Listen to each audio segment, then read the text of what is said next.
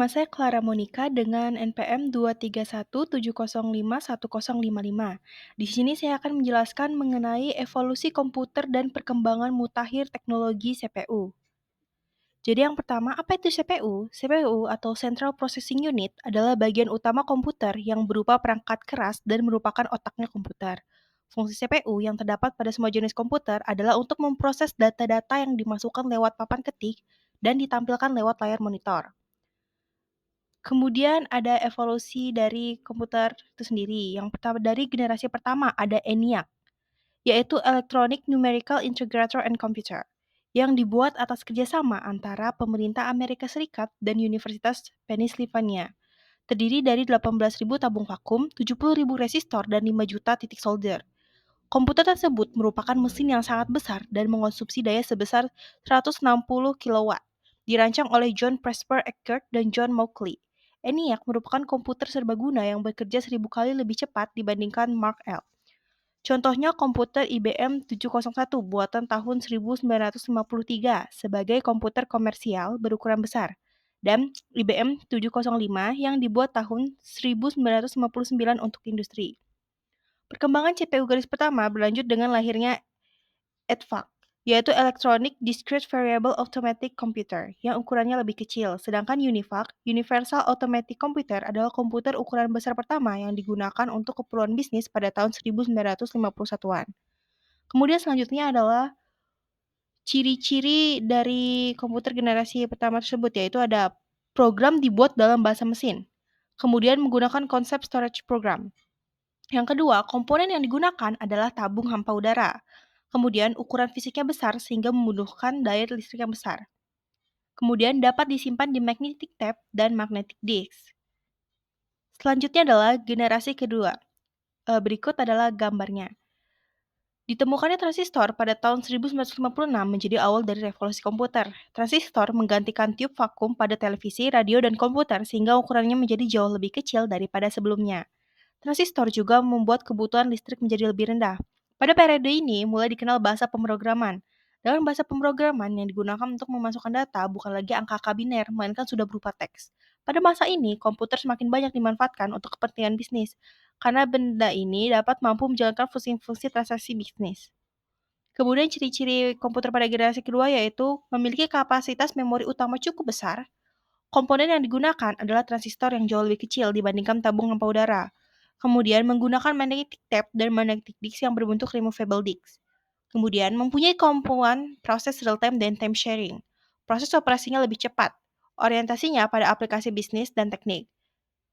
Contohnya itu komputer PDP-5 dan PDP-8 buatan tahun 1963 sebagai komputer mini komersial pertama. Selain itu ada pula komputer IBM 7070 dan IBM 1400, NCR 300, dan sebagainya.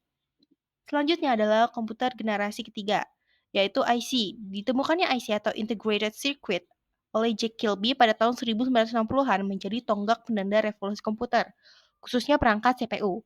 IC menutup kelemahan yang ditimbulkan oleh pemakaian transistor pada CPU yang menjadikannya perangkat komputer cepat panas. Walaupun dalam banyak hal transistor mengguguli tube vakum, namun pemakaian transistor menghasilkan panas cukup besar yang berpotensi merusak bagian-bagian dalam komputer. Batu kuarsa berhasil mengatasi masalah ini. IC memadukan 3 komponen elektronik dalam sebuah piringan silikon kecil yang terbuat dari pasir kuarsa. Lalu, para ilmuwan berhasil memadatkan banyak komponen CPU ke dalam satu chip tunggal yang disebut semikonduktor. Contohnya yaitu komputer IBM S30, Nova, CDC 3000, PDP-11, dan sebagainya.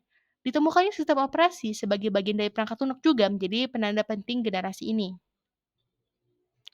Selanjutnya adalah ciri-ciri dari komputer generasi ketiga. Jadi yang pertama itu komponen yang dipakai adalah IV atau Integrated Circuits yang terdiri atas ratusan atau ribuan transistor berbentuk Hybrid Integrated Circuits dan Monolithic Integrated Circuits.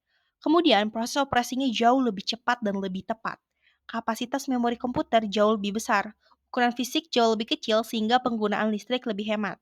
Kemudian menggunakan magnetic disk yang sifatnya random access dapat melakukan multiprocessing dan multiprogramming.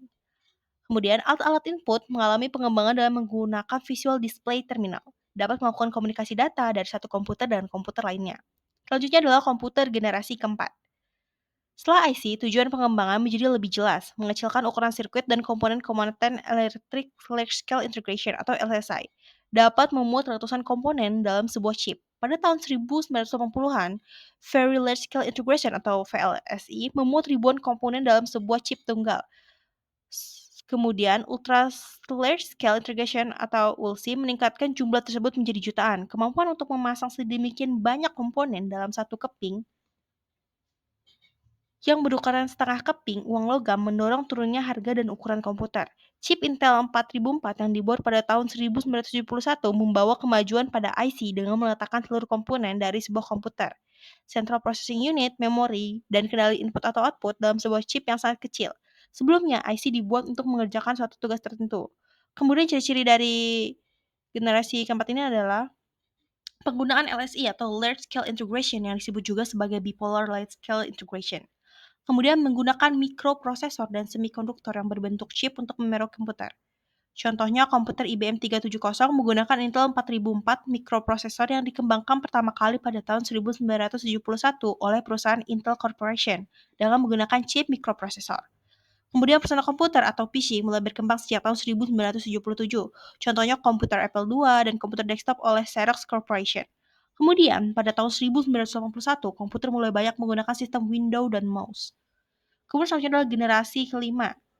Kayak contoh imaginative komputer generasi kelima adalah komputer fiksi HAL 9000 dari novel karya Arthur C. Clarke berjudul 2001 Space Odyssey. HAL menampilkan seluruh fungsi yang diinginkan dari sebuah komputer generasi kelima dengan kecerdasan buatan atau Artificial Intelligence (AI). HAL dapat cukup memiliki nalar untuk melakukan percakapan dengan manusia, menggunakan masukan visual, dan belajar dari pengalamannya sendiri. Banyak film dan novel yang menggambarkan bagaimana teknologi komputer di masa depan yang intinya komputer diposisikan seperti teman atau sahabat manusia yang memiliki kecerdasan raksasa manusia. Kecerdasan buatan atau artificial intelligence ini sudah dapat kita lihat misalnya pada teknologi robot. Perangkat lunak yang mengenal suara, dapat mengetik dengan suara, atau membuka komputer dengan sidik jari merupakan beberapa contoh cikal bakal komputer generasi masa depan. Nah, apa saja ciri-cirinya? Yang pertama, komputer yang dipakai adalah VLSI atau Very Large Scale Integration. Nah, kemudian kemampuan komputer dikembangkan untuk memecahkan masalah sendiri dengan bantuan AI atau Artificial Intelligence. AI dapat diterapkan untuk mengoperasikan robot. Kemudian mulai dikembangkan komputer yang dapat menggantikan chip. Nah, itu saja perkembangan komputer dari generasi ke generasi. Terima kasih.